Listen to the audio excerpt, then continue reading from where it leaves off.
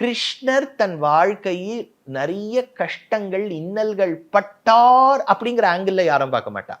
அவர் தான் ஜாலியாச்சே அப்படின்றவா. ஆனா இந்த ஜாலிக்குள்ள இவ்வளவு விஷயம் அடங்கி இருக்கு.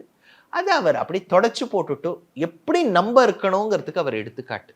இப்போ சில குழந்தைகள்லாம் ஒரு எக்ஸாம்ல கொஞ்சம் மார்க் குறைஞ்சாயிடுதுன்னா சூசைட் பண்ணிக்கிறா. அப்படின்னா அந்த குழந்தை ஒரு நான் வந்து மார்க்கு குறைவா வருது சின்ன விஷயம் சொல்ல மாட்டேன். ஏன்னா அந்த குழந்தை உழைச்சிருக்கு. உழைச்ச குழந்தைக்கு உழைப்புக்கு தக்கவாறு மார்க் கிடைக்கலைன்னா கொஞ்சம் டிஜெக்ஷன் இருக்கும். சூசைட் பண்ணிக்கிற அளவுக்கா? அப்போ அதனால தான் ராமாயணமும் மகாபாரதமும் கிருஷ்ண சரித்திரமும் சொல்லிகிட்டே இருக்கணும். அப்பதான் அந்த குழந்தை யோசிக்கும், கிருஷ்ணரே அவ்வளவு கஷ்டம் அனுபவிச்சிடுறாரு, நம்ம ட்ரை பண்ணலாங்கிற ஒரு இது வரும், ஒரு மோட்டிவேஷன் வரும்.